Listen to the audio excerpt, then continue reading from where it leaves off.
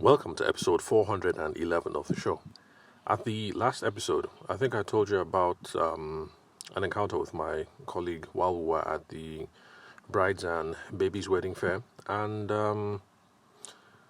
I think I told you guys about the encounter and then ideas I had about exploring whether it's a good idea to have, whether it's a good idea to use your good looks, if you think you're one of those good looking guys and girls, to use it as an asset in the selling process and how effectively you can use that. What's the most effective or the most ethical way to use your good looks in the sales process if you happen to be a good looking guy or girl? Now, if you want some more on those, if this is your first time of listening to this show, then you'll only have to scroll back, I think, 2 episodes after this, 1 or 2 episodes after this, and then you'll get all the details there. But since then, I've had some comments on my other assets. I think it was on WhatsApp, or I can't remember where. But someone reached out saying that appearances, good looks, and things of that nature can be useful in the sales process. And on a side note, yes, I had to agree with the person because professionally speaking, he's someone that I do know. And I have seen him close a really huge deal. Or at least back then, this must have been like... 8 or 10 years ago. So back then, for any one of us to have closed a deal that was upwards of ₦1 million was a big deal. I mean, for us back then.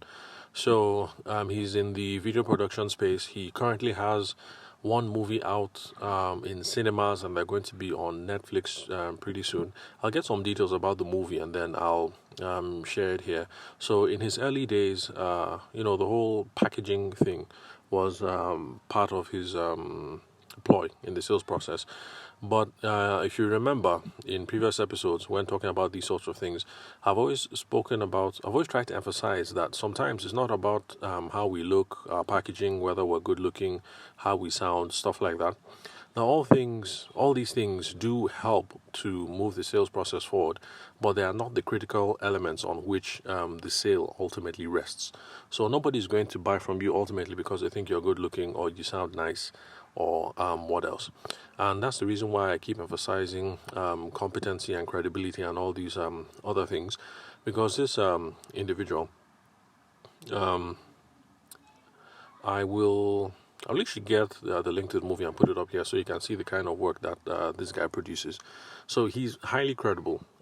He's one of those people that has schooled abroad. Is it New York Film Academy or one of those things? Anyway, but bottom line is he has paid his dues, he has paid for the education, and he is credible and competent. So he might think that is the packaging that is working, but I think the fundamental thing is the credibility and the competency. That's the underlying factor. Because if you're highly packaged or highly good looking, very attractive, very alluring, what else? You talk good, you sound good, what else? You flow in the right circles. If all those things check out, but then at the end of the day, you are mediocre at best, it's not going to help. So since my primary constituency, where I came from, was the wedding photography business, it's something I talk about time and time again. You can package all you want, but if you're a crappy photographer, you're a crappy photographer. So, I guess what's the summary? And I guess I'm saying that the summary is, whatever it is that you can use to sell effectively, by all means, do. But let's not get carried away and assuming that all the external factors, the way we sound, the way we dress, the way we look, let's not give it more weight than it needs to have. Anyway, that's not the point of today's episode. The reason why I'm making today's recording is because I had a debrief with my male colleague so that we can go over a few things, what went right, what we could have done better, because this was his first experience with selling anyway. And if I used to show up at the office, because it's not my own office, it's Shegun's office, and he actually is one of Shegun's employees. So if I had spent more time around them, we could have had some of these discussions before going for the Brides and Babies expo. But anyway, so we'll just have to do the debrief afterwards. So I just want to share with you guys some of the things that we discussed and some of the insights that you could gain from the conversation. So first, I wanted to find out how it was for him, and he admitted that it was kind of scary.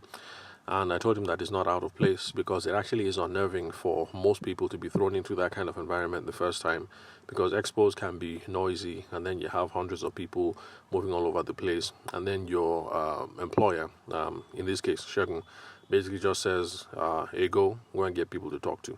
So you don't have a game plan. You don't have a game plan, you don't have a philosophy, you don't have a framework, and that's the reason why being thrust into these kinds of things can be scary.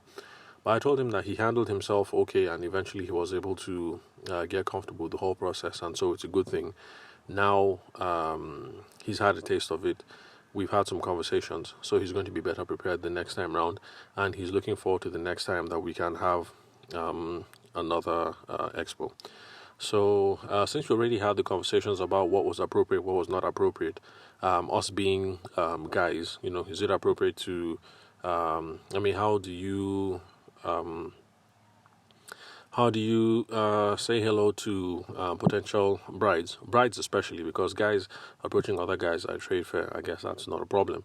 So what's the best way to approach brides, specifically the best way to compliment them, if there's a need to compliment them, when to compliment them, whether touching and pulling is allowed. I already told him that other people do that, especially female marketers, but we're guys, so we don't have that latitude, so don't do it. And it's something I'm going to recommend here.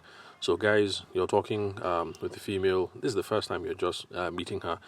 You're trying to persuade her to buy your product or your service. There's a lot of sales resistance in the whole process. So don't make matters worse by thinking that you guys are chummy now, and then you can hold her by the arm to lead her, or maybe put your arm around the waist or stuff like that. I've seen some guys do some cheeky things like that, and just don't do it. It's a minefield. It could blow up in your face. There are some guys who know how to do it, but in my own opinion, don't even bother trying. Let's stick to the much more essential and fundamental methods for trying to sell, and let's get our business that way, instead of relying on our charm and how smooth we are. So, okay, now back to the conversation.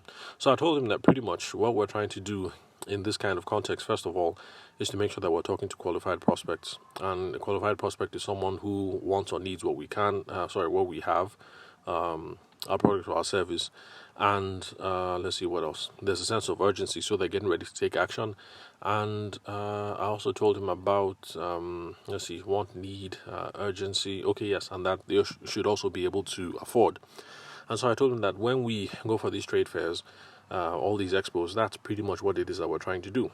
Now, luckily for us, brides and babies had solved some of the qualification problem, because, at least in the past anyway, some of the brides that have shown up for this fair are people that have either bought dresses from them already, or people who are considering to buy dresses or bridesmaids outfits from them. Now, typically, someone who has already bought a dress or is considering bridesmaids outfits most likely has a specific date in mind. Maybe they may or may not have paid for the haul already, but these are people that have already taken some action, and so because of that, they are qualified because they have a specific goal that they're walking to. So we looked at the list of people that we had spoken to, and I highlighted all those people who don't have a wedding date yet, and who said, well, they might be getting married in January of 2023, or might be getting married in June of 2023, or they may be getting married in December, or this or that or that.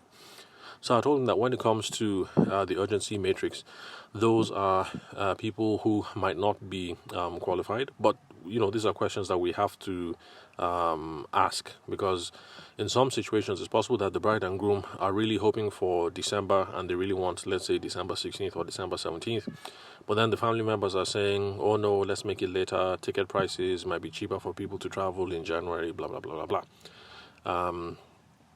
So those things do happen. So because they don't have a date doesn't mean that they are not serious. But these are all the sorts of things that we have to take into account when we are trying to consider who a qualified client is, and that's on the urgency aspect. So I introduced him to this whole thing around urgency, and then I also told him how to handle the price conversation, because the whole point of being at a trade fair is not to try and close the deal on the spot. There's some people that can do that, but that requires too much work, and it also is tied to how charming you are and stuff like that. And I tend to shy away from all those aspects all those aspects of selling, because trying to dial up your charm or trying to become a wondrous whiz kid when it comes to collecting millions of naira in one sitting, it's just too much work. It's a lot easier to be method oriented and process oriented and to do things that way. Also, because it's something that's going to be able to scale over time, because you're not going to be as attractive or as charming as you are forever. And then there's this weird thing that happens in the wedding space where we end up becoming much older than our clients, and so some things just don't become that possible anymore. So in the early days, me having a laugh and making some kind of jokes and things like that with the brides and grooms, was okay. But I'm now getting to that point where I'm almost twice the age of the average bride that I'm talking to. For instance, there was a bride there that was 23, 20 something. But I mean, basically, I'm like 15 years older than her. And I'm at that age where everybody's already calling me sir. So everybody's calling me and Shagun, calling us sir. And, so if you were thinking about the good looks and the charm thing, if that was your thing 10 years ago, back when you were younger, when you were 30 or maybe when you were 20, it's not going to apply now that people are already calling you sir. It might end up being that creepy uncle or that creepy dude at the bridal fair. So, but if you're thinking about much more structured method, process, frameworks, if that's how it is you sell, then you can keep the game going. So it doesn't matter whether I'm 30, whether I'm 40, whether I'm 50, or whether I'm 60. So long as I'm process oriented, everything should work out okay, regardless of whether my looks change or my charm changes or my state in life changes. What was I? Or should I have deviated? I think I should start using scripts for the podcast so I don't keep losing my train of thought. Where was I? Anyway, let me just round up. So bottom line, these are some of the conversations that we had. This is the thought process. When next we're going into an expo, we're looking for qualified people to talk to. We're trying to get them to the office so that we can have better conversations, make a much more better presentation, find out what it is that they want, and our chance for closing the sale goes higher. Oh yes, so I was at qualifying when it comes to money. So I told him just give ranges. The good thing is we already had pamphlets there. So you just open up the pamphlets, go through the ranges, show the distinguishing factors, and then keep on trying to sell the meeting. Figure out who's interested and see how we can get them back to the office so we can have a better conversation instead of trying to have a conversation when we're all surrounded by all that noise. Everybody else shouting, the DJs blaring music, and all of that. So that's pretty much the conversation that I had with my associate after the brides and babies fair. And I guess, if I had thought about it ahead of time, maybe I would have just recorded the whole session, and it might have been much more useful to some of you over here on the podcast who might be in that situation where you've been thrown in on the deep end. You haven't done this sort of thing before, and your boss just said, "Here, go. Now go and get some sales." Maybe you work for a wedding planner and she just threw you in on the deep end. Or maybe you're currently in the wedding or the event space or whatever space you are, and there's this business expo that's coming up, maybe Abuja International Trade Fair or Lagos Trade Fair or something or whatever. I think in Abuja we just finished for the Ministry of Tourism, I think they had the International Food Fair or something like that. So these things happen all the time. So if you're one of those people who are getting ready to be thrown into the deep end on one of those things, then it might have been a useful thing for you to hear, the debrief that I had with my associate. But that's pretty much a summary. I think I can remember of how the things went. But summary, yes, it can be nerve-wracking, but don't worry, it gets easier with time. The first time it might be scary, unsettling, anxiety-inducing, but the reason why you're scared is because it's your first time. You don't have a plan, and you don't have a philosophy around how these things are supposed to go. So hopefully the people that you're working with, your more senior colleagues, are going to bring you under the wing, teach you a thing or two, help you understand the lay of the land, and give you a process around how you're supposed to sell and carry on conversations. And as you do that, it's going to get easier and easier and easier. But it doesn't have to be a terrifying thing. It doesn't have to be a nightmare each time you're thrust into this kind of scenario where you are in a busy marketplace, in quotes, and you have hundreds of clients all around you, and you have hundreds of other vendors or service professionals around you, and you're supposed to go and network with other professionals, or you're supposed to go and talk to potential customers and you haven't a clue on what it is that you're supposed to do. So don't be scared. It gets easier over time. Just remember, there's a method, there's a framework, there's a process.